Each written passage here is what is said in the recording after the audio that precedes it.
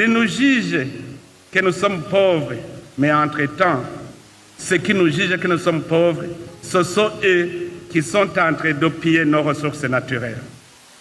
Avec nos ressources, ils créent des richesses qui servent d'appât pour attirer les jeunes à quitter leur pays, pensant que la vie meilleure se trouve dans ce pays. On prend nos ressources, on va les transformer, on donne l'emploi à leur jeunesse et on nous attire pour aller là-bas. Pourquoi?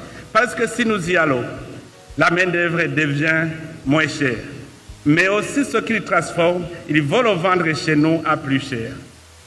Pourquoi alors nous, puisque nous avons étudié, nous ne pouvons pas transformer ces ressources pour en faire les vendre chez eux? C'est possible, mais c'est une décision.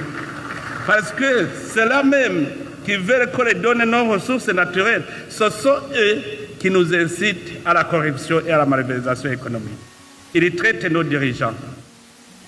Vous verrez qu'en dirigeant nos corruptibles, il est mal vu par certaines puissances. Vous verrez que les pays qui ont démontré leur capacité de se développer, ce sont les pays qui ont été cibles de destruction.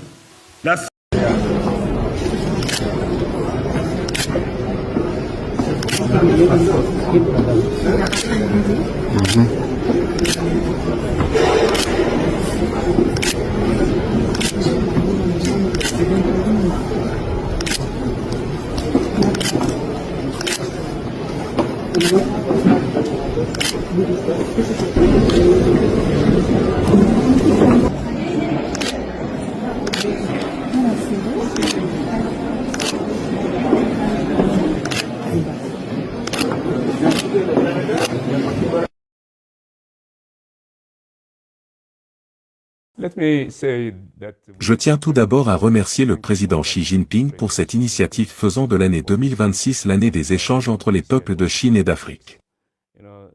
Nous sommes convaincus que sur ce continent, la réussite des objectifs de l'agenda 2063 doit reposer sur une approche centrée sur les peuples.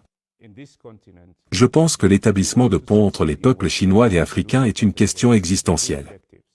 Car, en fin de compte, notre action politique vise le bien-être de nos peuples. Nous saluons donc cette initiative. C'est un honneur pour nous d'accueillir cet événement.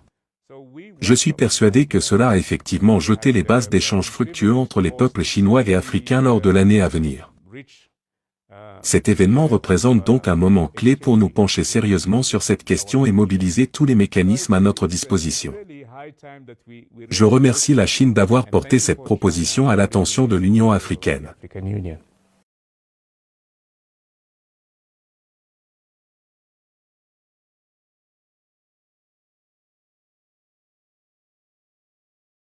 Les défis en matière de paix et de sécurité auxquels nous sommes confrontés en Afrique exigent une prévention proactive des conflits. Les riches promesses du partenariat entre les Nations Unies et l'Union africaine pour faire progresser la mise en œuvre de la résolution 1325 du Conseil de sécurité sur les femmes, la paix et la sécurité en ce 25e anniversaire. Les Nations Unies ont notamment soutenu l'Union africaine dans le déploiement de missions de plaidoyer de haut niveau en Namibie, au Malawi et en Tanzanie, afin d'observer la participation des femmes aux processus électoraux et de renforcer leur rôle dans les efforts de paix dans l'est de la RDC et la région des Grands Lacs. J'ai continué à souligner l'urgence de répondre à la situation des femmes et des filles dans les régions touchées par les conflits, notamment dans l'est de la RDC et au Soudan, où les violences basées sur le genre et les violences sexuelles liées au conflit restent endémiques.